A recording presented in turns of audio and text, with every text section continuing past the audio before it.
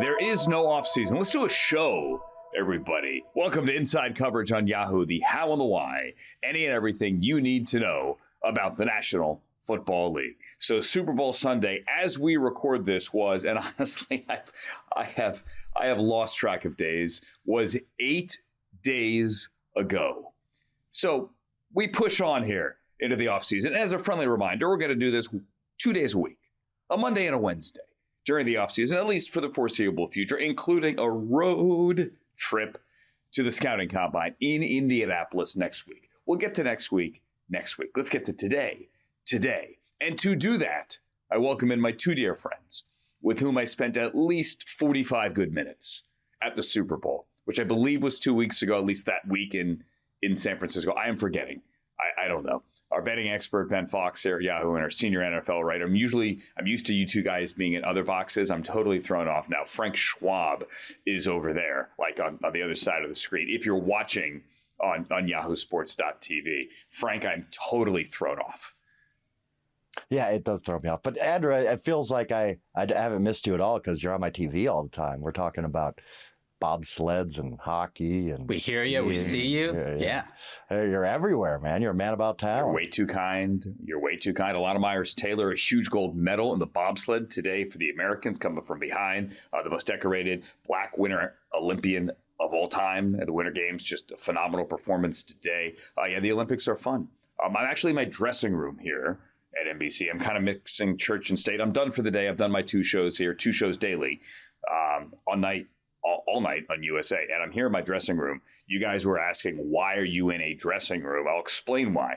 So we did the shows last week from my hotel room. Lovely hotel, but reasonably thin walls.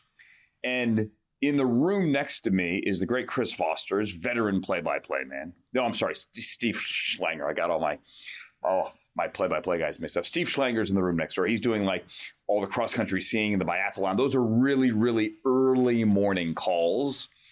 So like Steve's out of there at like 3 a.m. So I feel really, really, really guilty because the walls are thin. And so I'm kind of talking like this. I was talking to Matt Hasselbeck like this the entire time because they don't want to wake Steve up. He's guy's got to go to bed. And I texted him in the room next door. I'm like, dude, am I keeping you up? Because I'm hoping he doesn't answer, right? That means he's asleep. And he texted, no, it's okay. I'm like, oh boy. So then I'm talking even quieter. I'm like, they've got an early call tomorrow. So I see him in the hallway yesterday. I'm like, hey man, like I am so sorry. I hope that wasn't a big deal. And he goes, no, I don't have to subscribe to the pod now. Great, thanks. I'm like, oh my God. He goes, I'm messing with you. It wasn't that bad. But still, I feel guilty. I have some anxiety about that. So I'm doing the show from here. I expected a much different story when you were talking about thin walls in a hotel. I was a little scared, to be honest. Where are we going with this? But hey. It is the off season, and honestly, but we got to keep a certain decorum. It is the off season. Keep it clean. The wall's somewhat thin here as well. Scott Hanson's on the other side. I think Scott might still be there. They just got off the air, so he doesn't have to subscribe to the pod either. Scott, I apologize if you're still over there. I don't know. Anyway. All right, let's continue. Let's get to the day's news.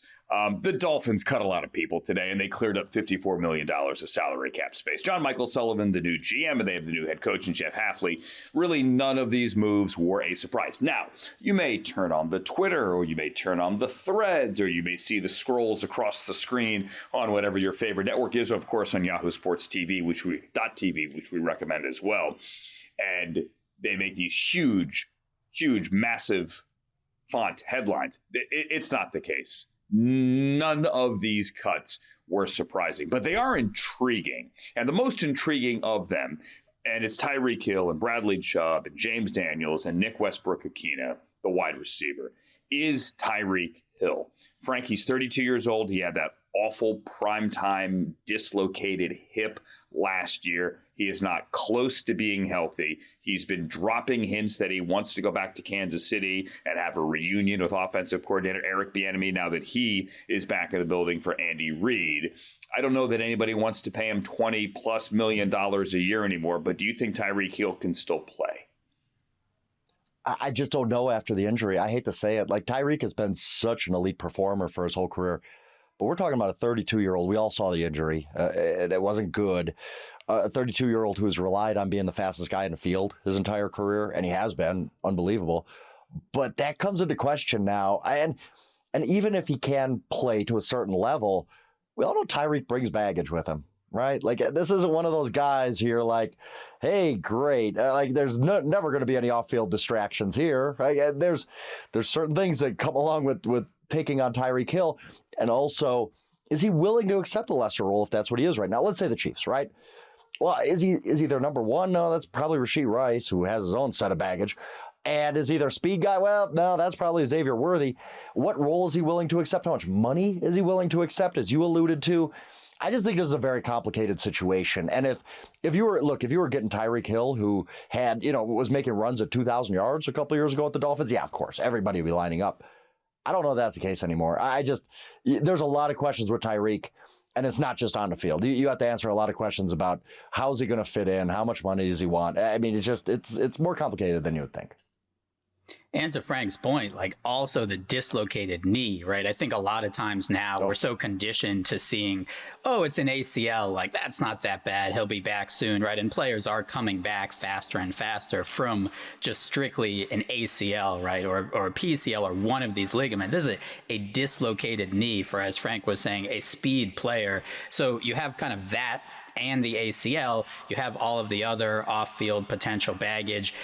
I feel like echoing Frank, you don't really know kind of till he gets back on the field and kind of you see how it is. He seems like a perfect risk for a team he is the final piece in the championship puzzle, right? Or like, let's say, just throwing out teams, right? The Bills, the Rams, a team where he could be maybe a part-time player to start. He's a speed guy, and maybe you can build him up. I just don't see him going to a rebuilding team and being kind of the player you're going to want, right?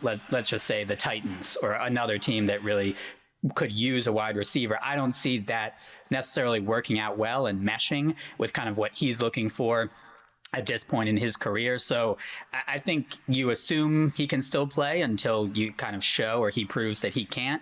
And he still has that speed. Even if he's 80% of what he was, he's still going to be one of the faster players in the NFL. So I think he can be a useful piece for a contender, but also at what price is the big question too.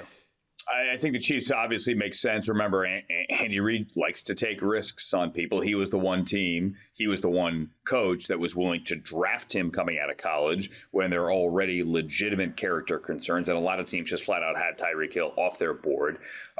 It worked for a while. They won with him. He wanted money. They decided to move on. They got a draft haul. You'd have to ask Andy Reid if he'd be willing to take him back. Maybe he would. If not, I think the Bills are perfect. I'm with you. They need that veteran piece. They need that deep threat. They need a guy who down the field, Brandon Cooks, can't attack that football or just run away from the guy closest to him so he doesn't have to have a contested catch there to win a playoff game in Denver. Those teams make sense. But yeah, I'm with you. He's not going to the Titans, nor do the Titans want him. Right? He is not the kind of player, considering his propensity to tell you how he feels in the moment, any moment, that you want to bring in to a young rebuilding team. Now, would Cam Ward love to throw him the football? Heck yeah. But he ain't going there, and I don't think they want him. He's not going to the Jets, right? He's not going to that Raiders, kind of situation. Yeah. I love how Derek Carr said, I'd be willing to come back to a Super Bowl team. Yeah, who wouldn't? Great. Right. I had a coach once years ago tell me after he heard of a player saying something similar to Derek Carr, how, he wants to play for a Super Bowl team. And that coach said, yeah, I'd love to coach one too. Great. Thanks. Right. Of course. Yeah. Indeed. Right. I get it. So that's what Tyreek Hill's situation is. James Daniels, not a surprise, was all banged up last year. Bradley Chubb has fought injuries. Hey, that was a big deal when they gave up that number one pick at the deadline to the Broncos some years ago. It worked out for a little bit until it doesn't work out. And Nick Westbrook-Akine was a veteran piece and one of, before this year's, actually the last 2 years run for Indiana under Curt Cignetti, one of the Indiana players of note in the National Football League. So he is moving on as well. The question here, though, Frank, is what do you do with Tua?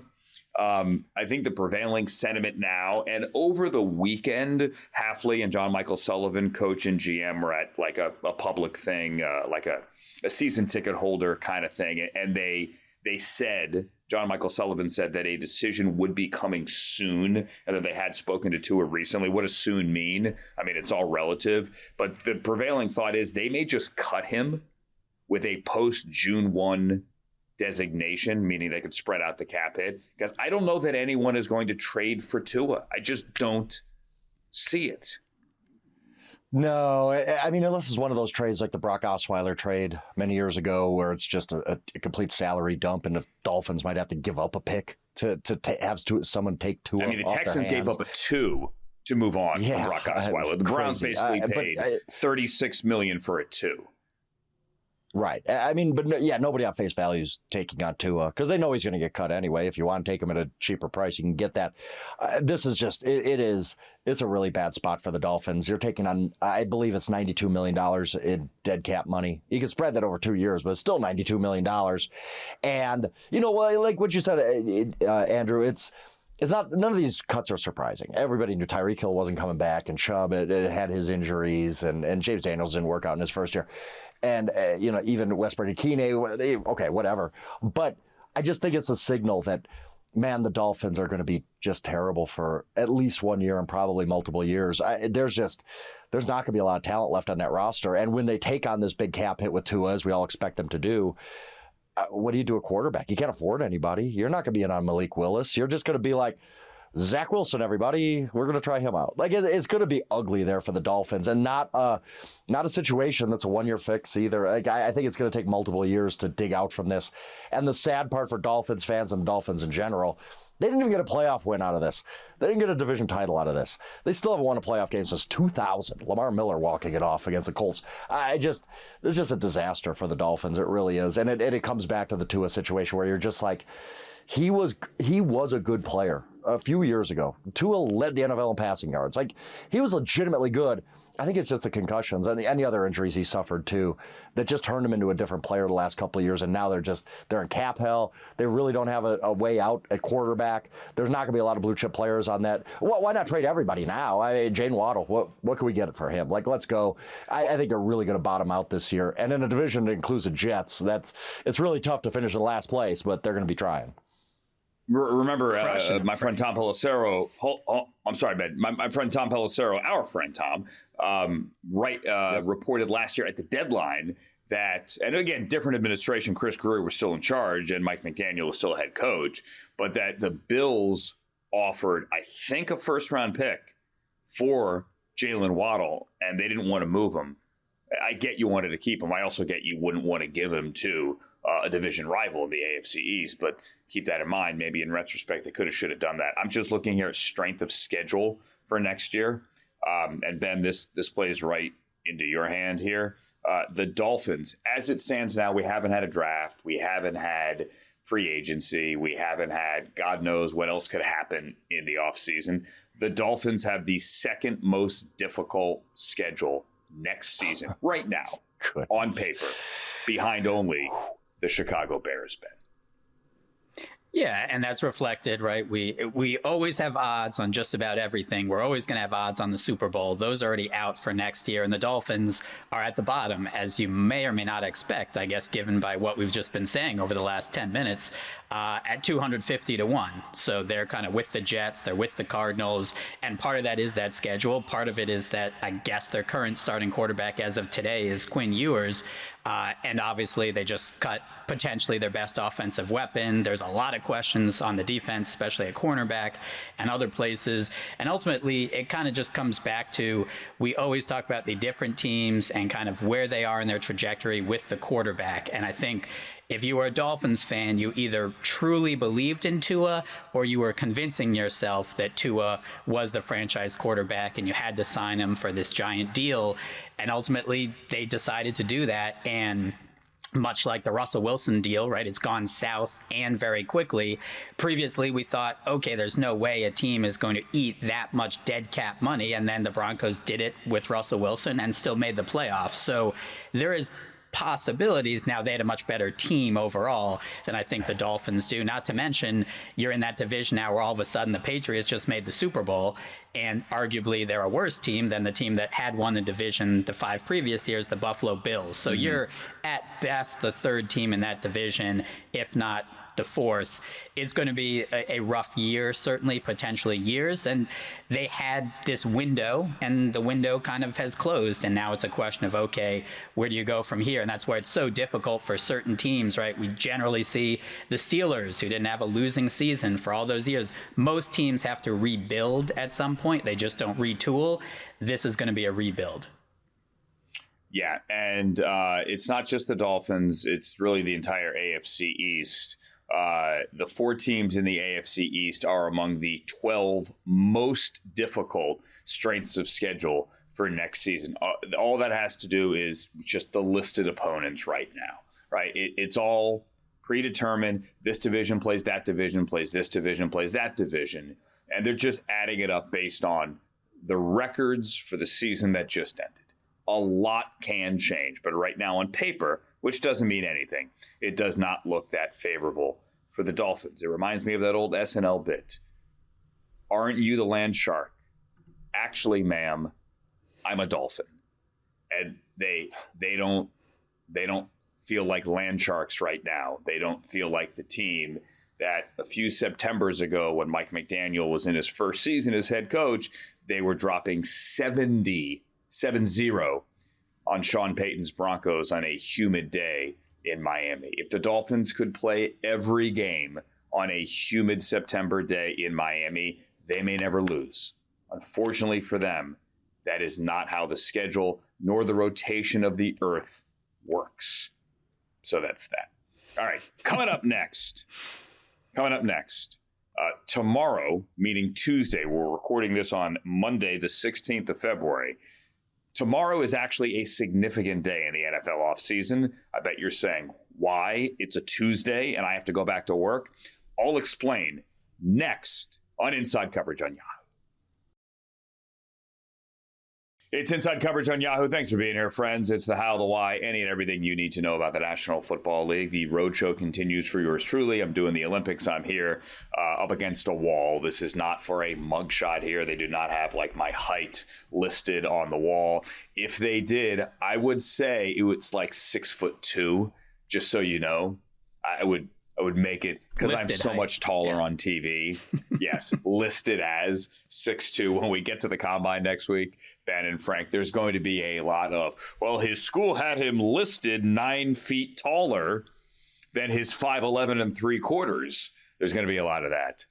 Do you guys ever get that? I don't know. Either of you, like, wow, I thought you were so tall on TV, or is that only me? No one's ever accused me of being too tall. I will say that. I don't think in my life at any juncture that's happened. So no, maybe they're like, oh, we thought you could have been 5'4" or something, but no, nobody's been shocked that I've been under 6 feet. I used to get that back in my my syndicated radio days many years ago. I kind of sound older than I am, or louder than I am, or deeper voice, whatever.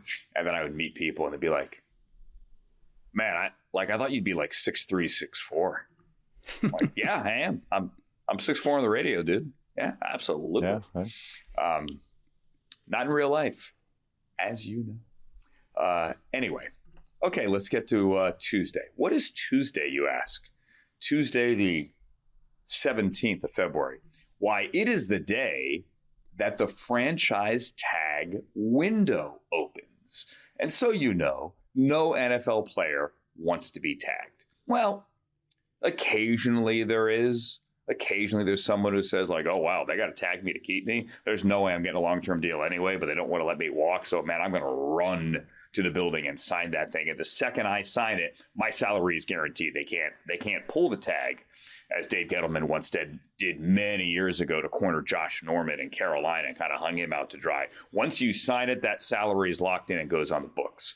But most players hate the franchise tag because that prevents them from getting a long-term contract with a lot of cash up front. This locks you into a really good salary, but it doesn't get you the bigger deal that you want with more money. Last year, there were only 2 players that got tagged. T. Higgins and Trey Smith, the Bengals wide receiver and the Chiefs offensive lineman. They both subsequently got long-term deals and both got paid. The cap is going up, Frank, and that is a big deal, and it's going up a lot. Last year, the cap was 279. It's going to be over 300 this year, between 301 and 305. Just to put that in perspective, 4 years ago in 22, it was 208. So it's $100 million more than it was just 4 years ago. It's 50% more than it was 4 years ago. I'm going to go down some names. Let's just go to the quarterback first. Do you think Daniel Jones gets tagged in Indianapolis? He's coming off an injury. Keeping in mind the quarterback franchise tag number is, wait for it, 47 million American dollars. This is a tough one. I mean, I assume they will just because you kind of have to. But Daniel Jones also might be one of the rare guys that runs to sign that thing. He's coming off an Achilles injury. Does he? I mean, do you really think you're getting a huge long-term deal? Not at $47 million a year. So 1 year, $47 million. You come back healthy, you hit the open market again. You hope to have a good season. I think that's a pretty good deal for Daniel Jones, whereas the Colts probably don't want, like, that's the other thing about the franchise tag versus signing a long-term deal. Long-term deals can be structured where you're not taking on a huge cap hit right away, right? You give a guy signing bonuses prorated out. You're not taking this massive. No, if Daniel Jones signs that contract with the Colts, his cap number in 2026 is $47 million. Nothing you can do about it. Like, and that's a big cap hit right away for the Colts. So I don't know that necessarily they'd be excited if Daniel Jones ran to sign that 1 year deal, where Daniel Jones might be pretty happy getting $47 million and doing the Kirk Cousins thing and trying to just so then spin do this you not to the offer point where it? you can hit the open market. I know. So I think like they don't have to do it on Tuesday. Like what other choice do they like have? if you're Indianapolis, if you're Chris Ballard, I try to go to him and say, hey, like we're not going to give you 47 a year in a long-term deal, but maybe can we interest you in 80 over 2? Can we interest you in 70 over 2? Can we interest you in something that could lower that number and still let us do business?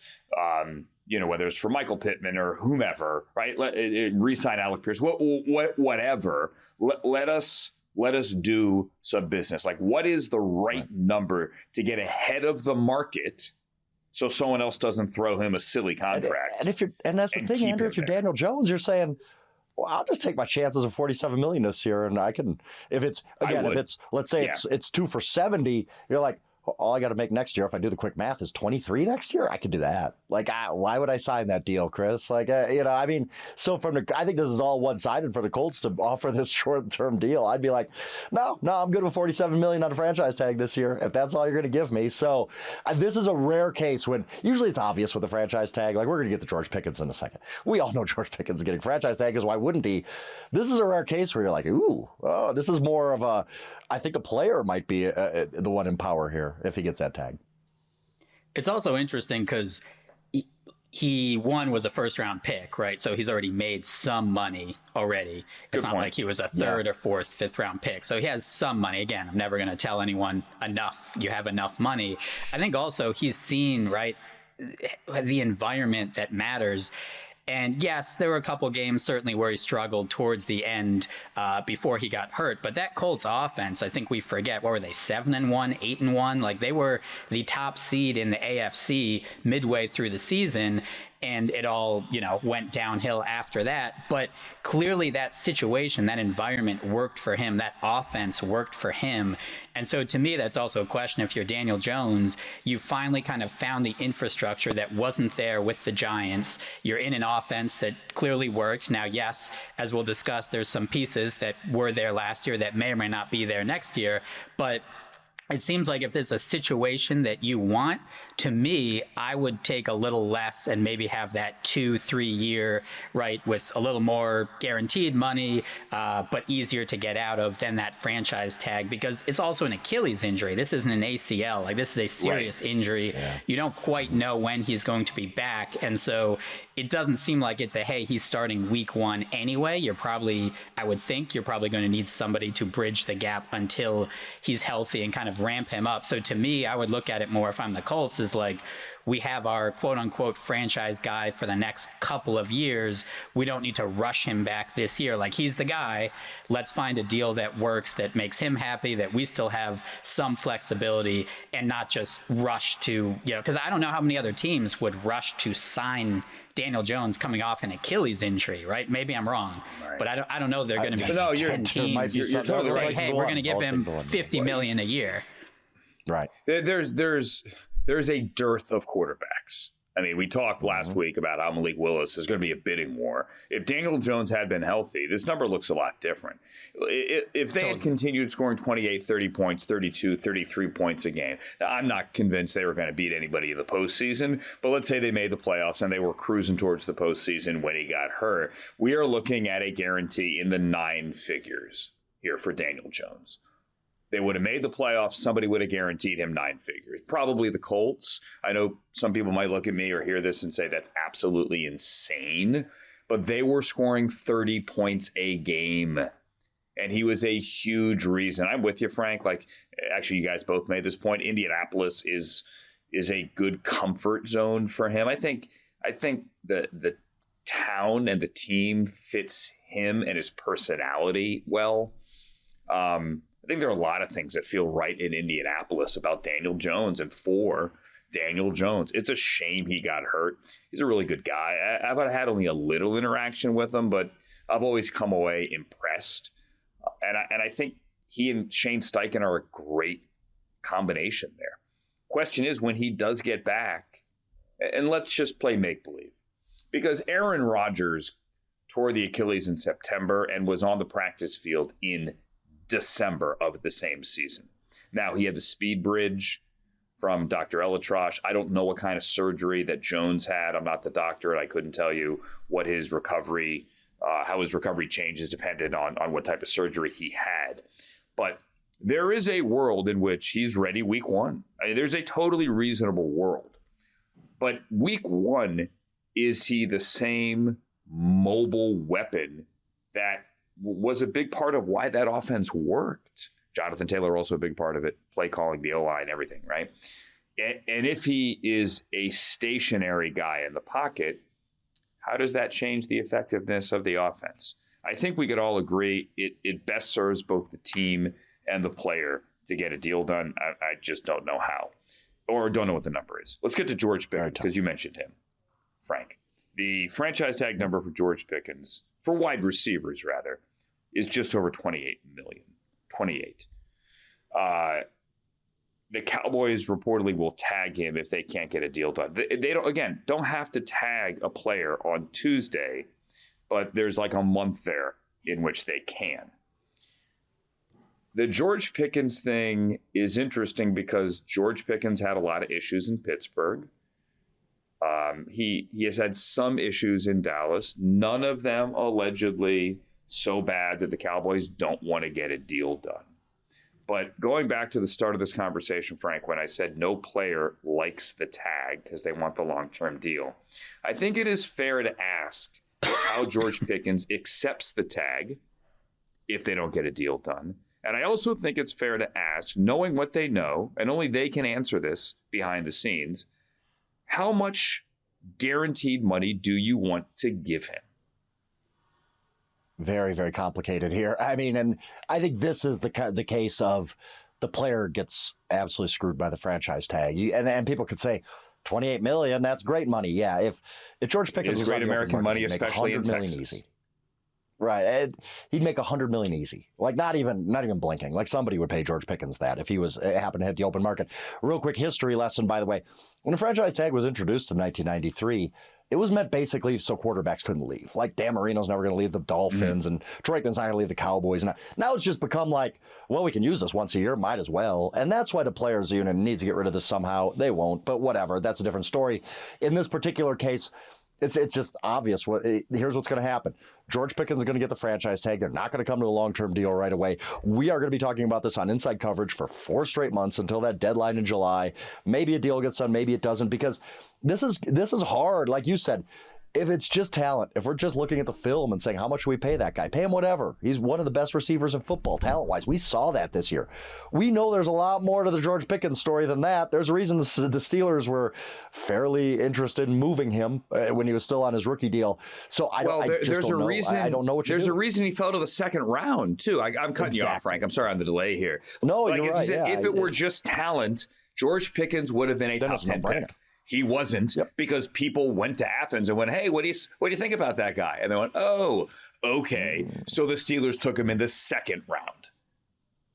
What do you do with a guy like that? What do you pay? Do you pay him that the T. Higgins contract, or maybe he wants more than a T. Higgins contract?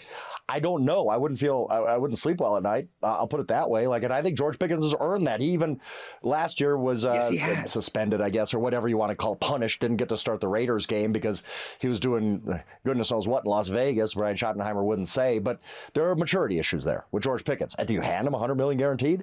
I don't know, but I know he's not going to be happy with 28 either. So I don't know how this gets resolved. I think this is your classic case of the player is not happy with the tag, but the team is going to use it because they have it as a tool. And we saw how good that offense was with him, right? Mm-hmm. You have CeeDee Lamb. You need that other receiver. It's always a good problem when you're arguing who's number 1 and who's number 1A or who's number 2. They're both ones. But they haven't really had that, right? They had Michael Gallup for a little while. They tried Amari Cooper. They've had some other players that have worked okay. It never was like George Pickens, where you have to figure out, am I rolling coverage to George Pickens or am I rolling coverage to the other side to CeeDee Lamb? It caused serious problems. Dak Prescott is still a really good quarterback. Unfortunately, though, also getting paid, what was he getting paid? $60 million, $65 million. So you can only pay so many people. This is why there's a salary cap. And the Cowboys, this is the issue they ran into with Micah Parsons as well. So they have that high-end talent. They have had some good draft picks and have hit on them. It's been keeping them. And then when you get another player like this, where again, based off of the draft compensation they gave up, George Pickens is a steal. It's on the field, he can produce. It's a question of, can he stay on the field? Is the attitude there? Is everything else that comes with George Pickens? For the most part, it seemed like it was in this season, but also is a contract season. And so theoretically, he's on his best behavior, knowing that he's going to be hopefully cashing in this offseason as well. So this is definitely a tricky one. It seems like it's headed for a franchise tag, and then you would think a deal, but at least to start, it's going to be the franchise tag. It's also interesting because it is Dallas, and Dallas doesn't operate like every other team. And look, you could have a situation, and I'm just projecting, I don't know, because Jerry Jones has made it clear he does want George Pickens back. And I assume the football side of the building truly does as well. But there have been situations in the past where the football side might go, I don't know. But Jared's like, oh, no, we're signing him. He's a nice shiny object, like the star, right? Shining object. And we're going to sign him, whether you like it or not. He's important to the brand. I don't know that is that case, but this will be the one that carries the offseason, unless they just magically come to a number and they go, boop, and they get it done. I just don't anticipate that happening. There is a compensatory thing going as well. Like if the Cowboys were to let him roll and he signs for a big money deal elsewhere, then they get a third. Remember, the Steelers hope to get a third-round pick as well out of it when they traded him. There are a lot of moving parts on this. You could always tag and trade the player, but that seemingly is unlikely. The new team, though, would have to give him the new deal. His numbers were huge, but the number is only one side of it. Let's talk about the running backs, and let's put them all in one conversation here. The franchise number for running backs is not high. It's half. I mean, just think of the modern game. It is half of what it is for wide receiver. The franchise number for running backs is $4.18 million.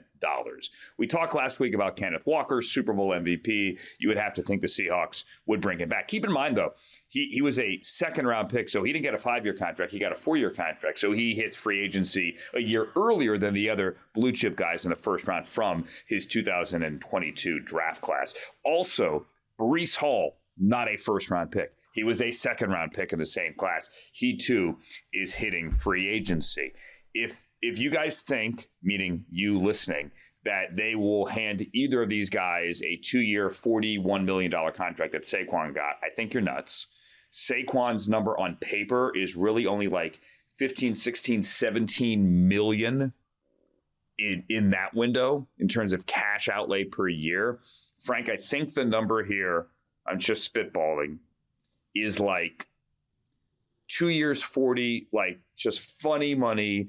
But in reality, it's like 2 years, 35. So franchise tag number the first year at 14 and maybe 10 to 11 year 2. What do you think? Yeah, it's tough. And it's funny because I think Breece Hall is a better player than Kenneth Walker, but I think it's smarter for the Seahawks to franchise tag They Kenneth both Walker had injury than it is issues for the Jets. Yeah, they both have for sure. And we know Kenneth Walker has been banged up, but Zach Charbonnet, his ACL, I mean, he might not be ready week 1. He suffered that in the NFC Championship game, so that sets back his timetable. And look, this just happens with Super Bowl champions. You want to keep the vibes going. You want to get the band back together. This guy just won Super Bowl MVP, came up really big when it mattered. You want to reward guys like that. And I think something will get done with Walker and the Seahawks. They need him. I assume he wants to be back. The city feels great about him. Fan base feels great. Why wouldn't you? So that's that. Breece Hall, though, is really interesting because what are the Jets? Why would the Jets pay him? Like, it doesn't make any sense. I think Breece Hall wants to get out of that mess. Why even franchise him? Just take your compensatory pick, because I do think Denver Broncos are going to be first in line to get Breece Hall, and Sean Payton's going to say, "I'll pay you because we got extra money because Russell Wilson just came off of our books." Kansas City's another one. Yeah, there's teams that could use a Breece Hall for sure. I mean, I think Breece Hall's going to get a nice deal just because he's free, he's talented, he's still pretty young, relatively speaking. He has had injury issues, but he has been a productive player. He hasn't been that banged. It's just been minor things with him other than the ACL his rookie year. So I think Breece Hall's going to get a nice deal for agency. There's no chance he gets franchised. I do think if it comes down to the wire, the Seahawks might franchise Kenneth Walker just because they don't want to lose him. But yeah, generally I'm not into franchising running backs unless it's your Barkleys or your McCaffreys or whatever. And these guys aren't that. But at the same time, I think they'll both get nice deals that they'll feel good about at the end of the day.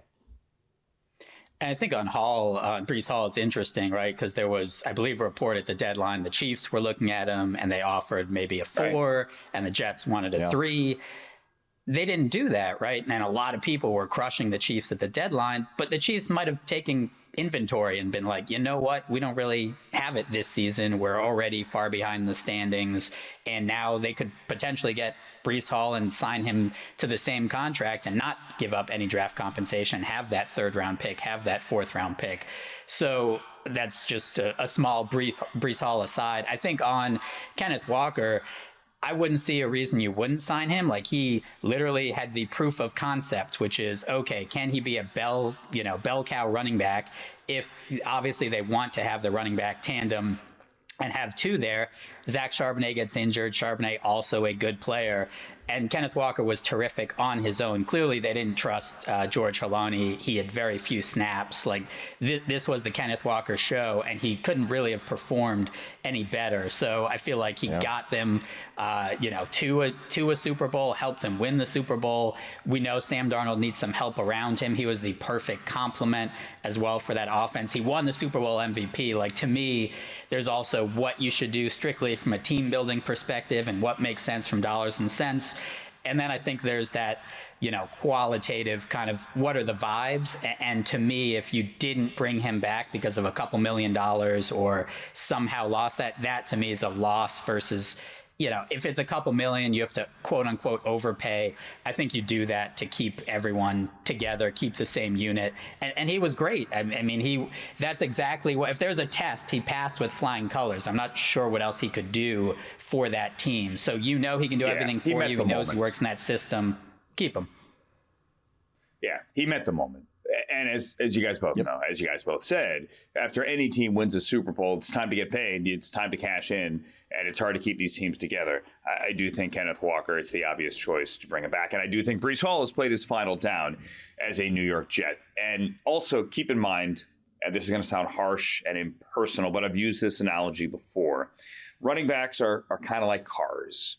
And unfortunately, they're depreciating assets.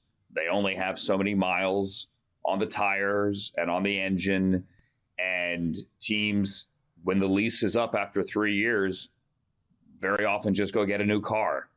That's how they view it. And there are very few running backs that get those second contracts, especially nice second contracts. Saquon was one of them. It happened to be in Philadelphia. I think Kenneth Walker should be one of them as well. Not the same guy. Breece Hall, that contract will be somewhere else. With that said, it is not a powerhouse draft for running backs. The value is in the mid to later rounds. Daniel Jeremiah, for example, has only 2 running backs in his top 50. There's Jeremiah Love, blue chip guy, top 10 guy. If a team wants to take it back in the top 10, then there's like Janarian Price later. I think DJ has him in like the 40s. But there isn't like like there's going to be 5 backs taken in the second round, at least for now, before we get to Indianapolis. That's not what this draft necessarily looks like. The wide receivers, Jawan Jennings and Alec Pierce and Rashid Shaheed, we'll get to them later. Another show. We got the entire offseason. But again, the franchise tag there is $28 million. Kyle Pitts, the most notable tight end. Franchise tag for tight ends is $16 million. Coming up next, we gave you the strength of schedule. Can I interest you in power rankings only 8 days after the season ends? Oh, yeah. Frank Schwab already has power rankings. Frank's got the power on Inside Coverage next. It's Inside Coverage here on Yahoo, the how, the why, any and everything you need to know about the National Football League. I'm Andrew Siciliano. We have Frank Schwab here, our senior NFL writer for Yahoo, and Ben Fawkes, our gambling expert, for another edition, an off-season edition. I believe somebody once said, I love Lamp. I love Lamp. I believe that was Anchorman. I love lists. Everybody loves lists.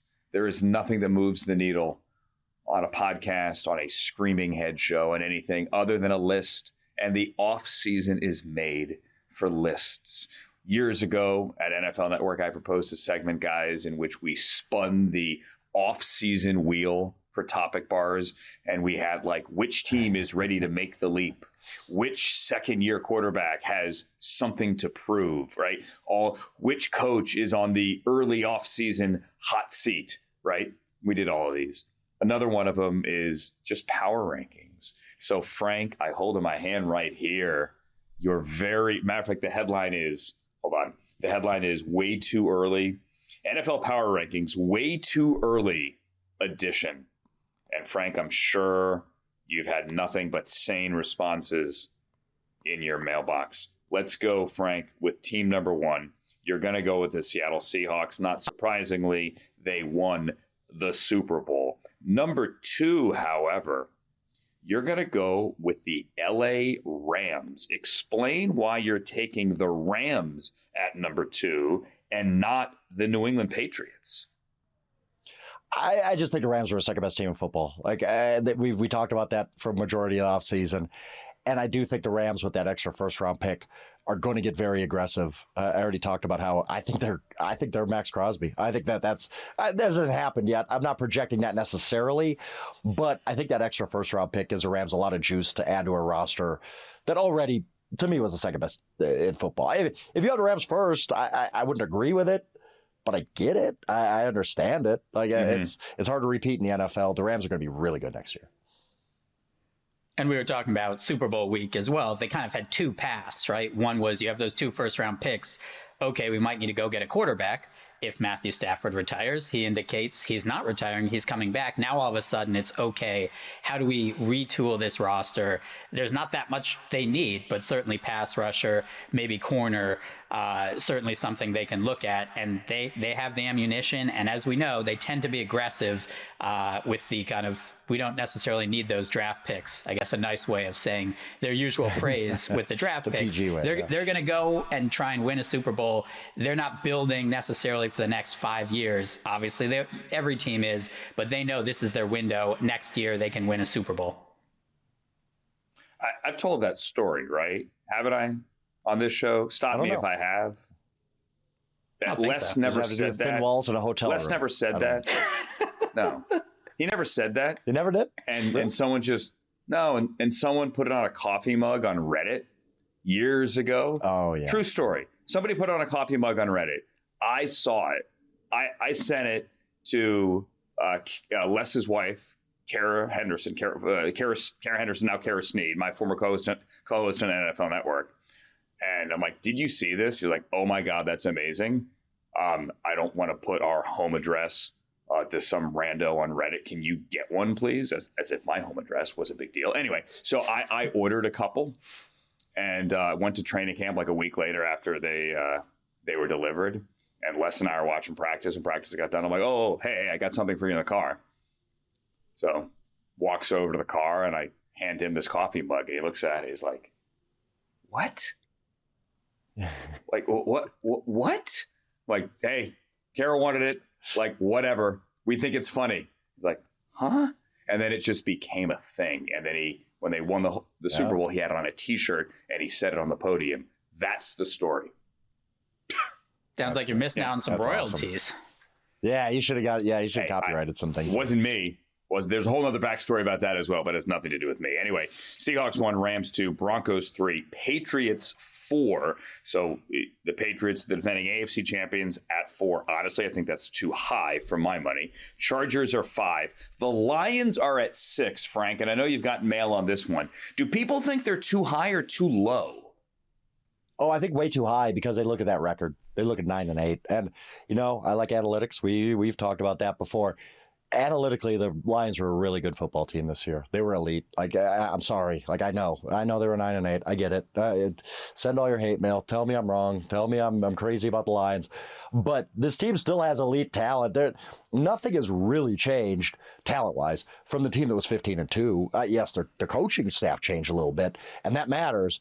But I still think the Lions are great and they're going to bounce right back. I know Chicago fans are not. Chicago fans are never happy with me. It's fine. That's cool. I'm never happy with you either, Chicago, being from Wisconsin. But yes, I have the Lions ranked ahead of the Bears. I think the Lions bounce right back, and I think are an elite football team next year. I just think they had one of those weird seasons where you lose a lot of games, but your quality of team. I still look at that roster and I'm like, yeah, do people really think they're just a 500 team now? No.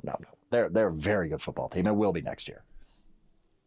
Yeah, I agree. I don't think 6 is off base by any means. And also, they just were beset by injuries again on defense. And I think one that we forget, Sam Laporta, right? Like, incredibly important. I think it was week 9 or week 10. He was out. Like, them at full strength with their full team, they are a top 3 team in the NFC. I don't think that's any question, regardless of the Bears' ascension this season. Like, the Bears, as Frank will be the first to say, they ain't winning all those one-score games, with 30 seconds left again next season. So I think the Lions will be right there as well. I don't think 6 is off base. Yeah, I don't think it's that bad either. I'm sorry, Frank. That was like a ringing endorsement. I don't think it was that bad. It's not that bad. It's bad. Let's get it right. It's bad. But the one that kind of throws me, and I know they have Josh Allen, but they have a totally unproven coach now in Joe Brady. You've got the Bills at 7. They're the Jaguars, the Bears, the Niners at 10. Eagles and Ravens at 11 and 12. Keep in mind, 14 teams make the playoffs. So if you are going to then give us a cut line, it's the Packers at 13, the Texans at 14. Here's where I'm going, Frank. The first team you have under an imaginary 1 week after the season ends, preseason, like we're not even into the offseason power rankings, is you have the Chiefs at 15. So, hypothetically here, and Frank, we will hold you to this, obviously. you have the Chiefs not making the playoffs. It's just the Chiefs were so impossible for me because the Chiefs were not a bad football team last year before the end, and we know what happened at the end. They just lost a lot of close games, like they won close games 2 seasons ago. We've talked about that a million times. If I knew Patrick Mahomes was going to be fully healthy week 1, they wouldn't be 15. Right? There's no chance. But I don't. I have no idea. Okay. So the whole Patrick Mahomes question clouds everything. And not to mention, the Chiefs have a ton of cap issues. Like, that there's not a lot of wiggle room for them to add a lot. I mean, we talked about Breece Hall a little bit. I'm sure they would love to get Breece Hall. Well, where's the money coming from? Where's the money, Lebowski? Like, they are in bad cap shape right now. So I just look at the shape of their offseason coming up. I don't know what it's going to look like as far as adding talent. And I just don't know about Patrick Mahomes. Like, what if you told me right now, my crystal ball is very clear, Mahomes 100% on week 1, okay, yeah, they're easily a top 10 team, but I just don't know that. They also, though, have that 9th pick, right? And so to me, this is a little reminiscent of that Cowboys team, a while back where Tony Romo, I think, broke his leg and they drafted Tyron Smith, I believe, at 9 or somewhere in the top 10. It was like a really good team that just happened to get. And Tyron Smith was like 17 when they took him, I believe, at a USC. Yeah. So, right. Also a young player. But like, they basically got a Hall of Famer adding to this really good team. To me, the Chiefs could be a little bit like that, where you draft Jeremiah Love at 9 or another really good player all of a sudden, and you get all those picks at, 9, 10 in the subsequent rounds. With the way they draft, they could retool a bit more than obviously every year when they're picking 32, 31, 29. It's tougher to hit on all those picks. So there is a world in which they refresh kind of their talent cupboard a bit more. But yeah, they definitely have some cap issues too. Frank, was there, before I keep going here, the Steelers are 16, which is, perfect. They're right in the middle. Same with the the Cowboys. Are Same with the Cowboys, 17. Yep. Bengals 18. Was there any part of you, did you pitch this, or were you asked to do this? Combination of both. I've done it for a few years now. Because here's the thing, Andrew. I'm a huge college basketball fan, as you know, on Wisconsin and all. And we love I will read every single way too early top 25 list that comes out the day after a Final Four, after a national championship game. I'll read every single one, even though it's ridiculous. It's the most ridiculous thing you can do. Of course. But I still love it. There'll be 270 players taken in the draft, thereabouts. 260 players taken in the draft.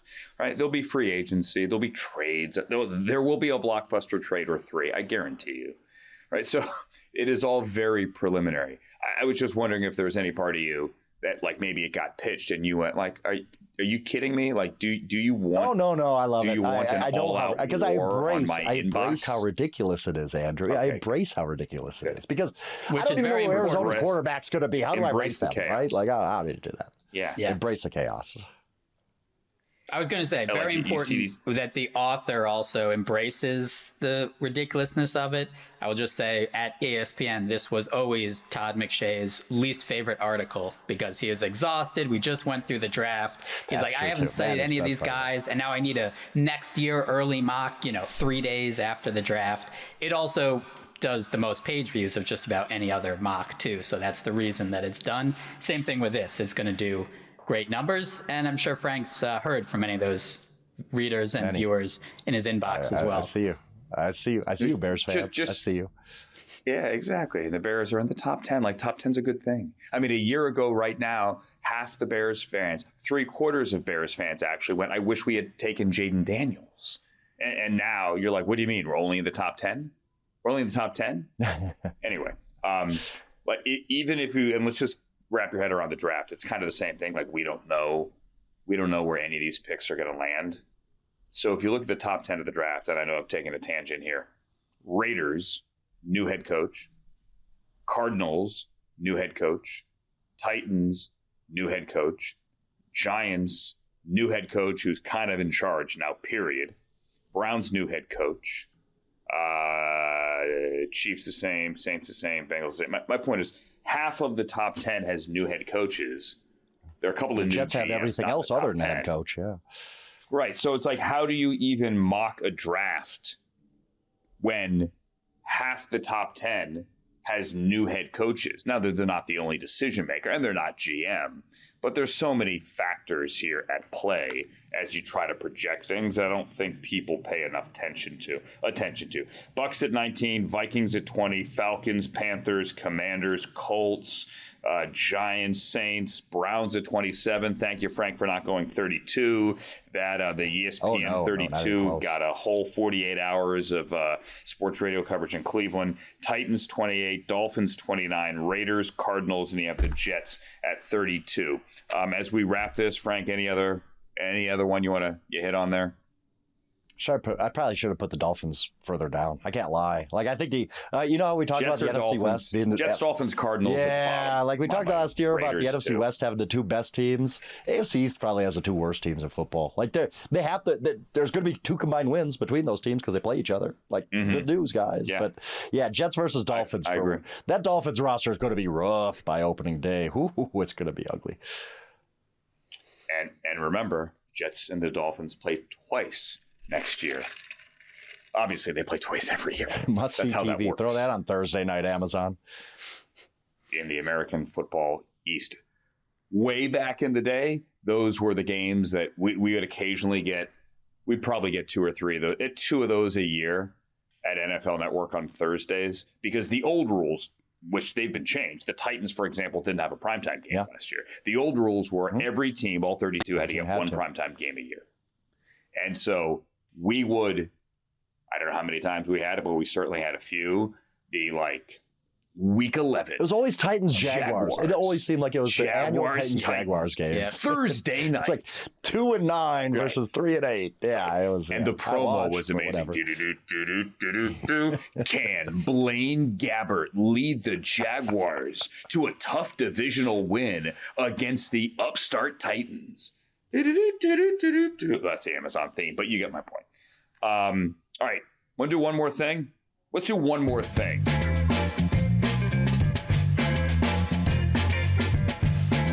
Before we go. And Frank, actually, I think we should start with you because it's fitting.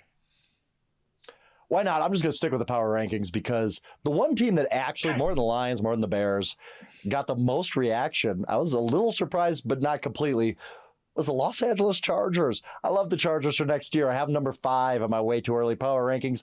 And even though I talk about the ridiculousness of way too early power rankings, that's what I'm buying. I think the Chargers are going to be awesome next year. Haters, I hear you. I see you. I see all the comments. You're wrong. The Chargers are going to be good. This is a team that won 11 games last year without 2 all-pro tackles. You add those guys to the roster. Jim Harbaugh is awesome. They just went out and got Mike McDaniel. The Chargers are going to be good. I know Chargers going to Charger, blah, blah, blah. I hear it. But for like the 20th time in my life, I'm predicting big things for the Chargers next year. I'm sure this one's going to be fine. I'm sure they're not going to let me down this time. But yes, I love the Chargers. No, this is going. I'm just getting the ball rolling, Andrew, because you're going to hear this all off season. I will talk about the Chargers nonstop until opening day. They are going to be a really, really good football team. As somebody once said, a Southern California sports talk radio legend, show me your lightning bolt.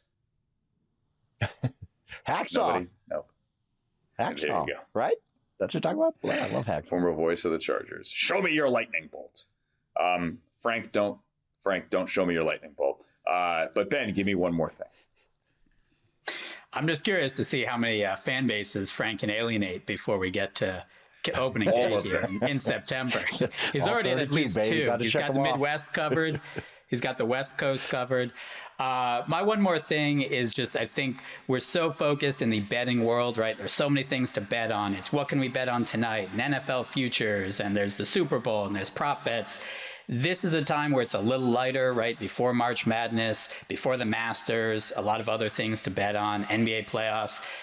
If you're doing betting at more than just kind of a casual level, take stock of your NFL season. What did you do well? What didn't you do well? Did you bet too many parlays? How many of your 3 or 4 or 5 leg parlays would have won if they were 2 legs? Should you be betting teasers?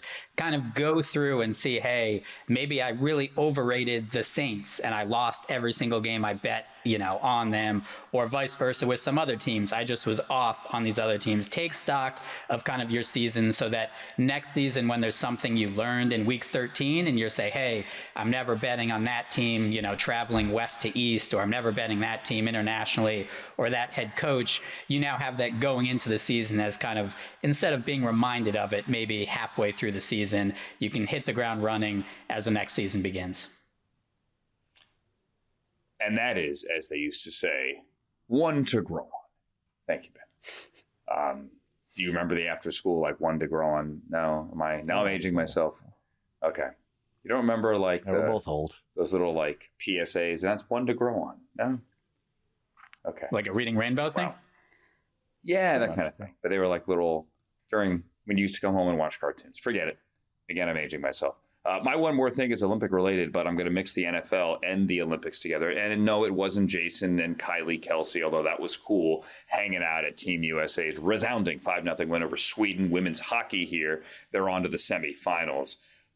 No, it's the fact that that team, the Americans, have now shut out the opposition at the Olympics for the last 331 minutes of hockey play.